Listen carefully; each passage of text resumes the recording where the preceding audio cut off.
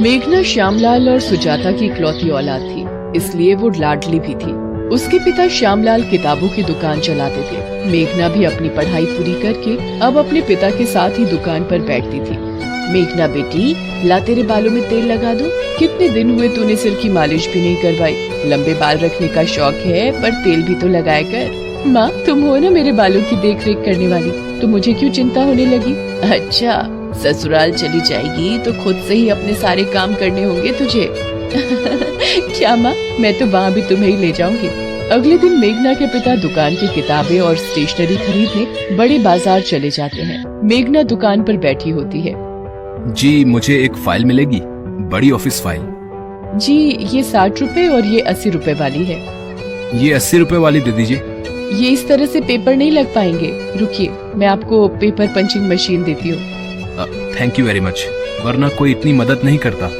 वैसे मेरा नाम राजीव है, क्या आपका नाम जान सकता हूँ? जी, मेरा नाम मेघना है। धीरे धीरे मेघना और राजीव दोस्त बन गए और अक्सर एक दूसरे को वक्त देने लगे। और फिर एक दिन, मेघना, विल यू मैरी मी? हाँ राजीव, मैं भी आपसे बहुत प्यार करती हूँ। राजीव और मेघना अपने परिवारों में बात करते हैं और दोनों की शादी हो जाती है। मेघना अपने ससुराल आती है। राजीव के परिवार में राजीव के अलावा उसके माता पिता और छोटे भाई बहन थे। रिचा, अपनी भाभी को कमरे में ले जा। जी क्या? मैं अभी और इसी वक्त आता हूँ। अच्छा रुकिए, मैं आता हूँ। राजीव, अभी इस वक्त कहाँ निकल रहे हो? बेटा, आज तो तुम्हारी शादी हुई है और बहू को यूँ अकेले छोड़कर जाना जरूरी है क्या? माँ, ऑफिस में कुछ वर्कर्स दंगे पर उतर आए हैं, तो मेरे बॉस ने मुझे अर्जेंट बुलाया है। अब नौकरी में तो ऐसा ही होता है ना माँ, मुझे जाना होगा। मैं मेघना को समझा दूंगा, वो समझदार है। मेघना, मुझे थोड़ी देर के लिए ऑफिस जाना होगा। वर्कर्स स्ट्राइक करके ऑफिस में अपनी मांगों को लेकर तोड़फोड़ कर रहे हैं। जैसी ही बात सुलझेगी मैं आ जाऊंगा। मुझे भी बुरा लग रहा है ऐसे तुम्हें अकेला छोड़कर जाते हुए। कोई बात नहीं राजीव, पहले काम जरूरी है। मेघना राजीव को जाते हुए देखती है और कहती है, राजीव सुनो, जल्दी आना। राजीव ऑफिस चला जाता है। अरे माँ, राजीव भैया कहाँ गए?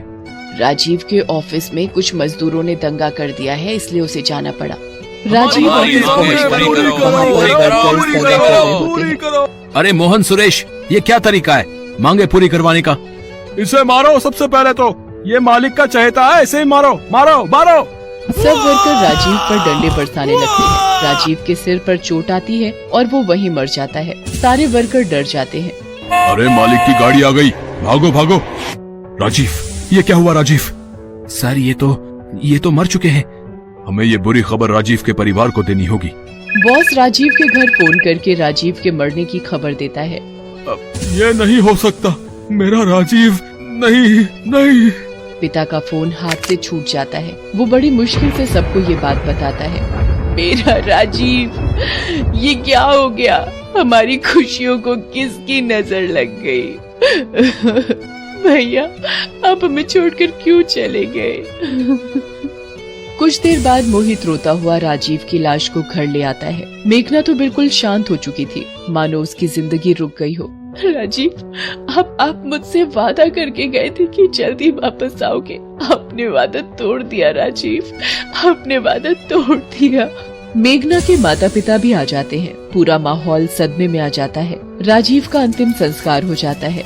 बहन जी, क्या कुछ दिनों के लिए हम मेघना को अपने साथ ले जा सकते हैं? जी ले जाइए, कुछ दिन इसका मन बहल जाएगा।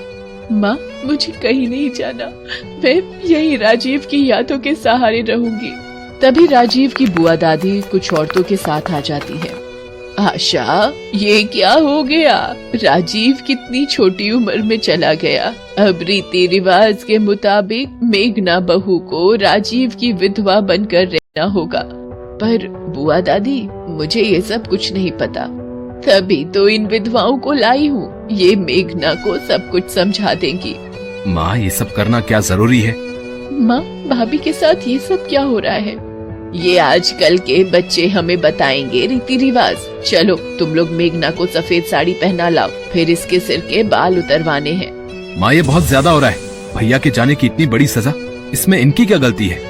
आशा जी, मेरी बच्ची के बाल मत उतरवाइए, मेरी बच्ची ये सहन नहीं कर पाएगी। सब लोग चुपचाप मेघना के साथ होते अन्याय को देख रहे थे। मेघना को सफेद साड़ी पहनाकर चौकी पर बिठा दिया जाता है। नाई मेघना के बाल उतारने के लिए उस्तरा निकालता है। बुआ दादी, क्या ये सब जरूरी है? अभी इसकी उम्र ही क्या है? अब किस्मत ही फूटी हुई है इसकी। विधवा योग था तो अब पूरी जिंदगी विधवा बहू बनकर ही रहना होगा। मेघना रोए जा रही थी। सब लोग उसके साथ ये सब होता देख रहे थे, पर कोई भी उसके लिए कुछ कर नहीं पा रहा था। मेरी बच्ची मेघना, भाभी। मेघना बिल्कुल मायूस हो चुकी थी। उसके आंसू सूख रहे थे। उसकी किस्मत का फैसला भगवान के हाथ में था। तभी मोहित तेजी से मेघना की तरफ जाता है और उसका हाथ पकड़कर घर के मंदिर की तरफ ले जाता है और मंदिर में रखे सिंदूर को मेघना की मांग में भर देता है। सब लोग हैरान रह जाते हैं। ये क्या अनर्थ कर दिया इस लड़के ने? विधवा बहू से शादी कर ली। चलो चलो यहाँ से, कैसे पापियों का घर है। मेघना मोहित को चाटा लगा देती है और कमरे में जाकर फूट फूट कर रोने लगती है। आशा, कहीं न कहीं मोहित ने जो किया है वो ठीक ही तो है। मेघना से शादी करके मोहित ने मेघना की जिंदगी में फिर से रंग भर दिए हैं। अभी उस बेचारी ने देखा ही क्या है। शायद आप ठीक कह रहे हो जी। हम भी तो ये सोच सकते थे, पर पुराने रीति रिवाजों के पल्ले में बंधकर आज एक बहू के साथ अन्याय कर रहे थे। मेघना, मेरी बच्ची, मैं जानती हूँ राजीव की यादें तुम नहीं भुला सकती, पर तुम्हें इस हालत में देखकर राजीव की आत्मा भी दुखी होगी। सब लोग मिलकर मेघना को समझाते हैं और मोहित के फैसले की सराहना करते हैं। मेघना की जिंदगी में फिर से एक बार रंग भर जाते हैं। एक विधवा बहू की शादी करके खुशियाँ मेघना की जिंदगी में फिर से दस्तक देती हैं।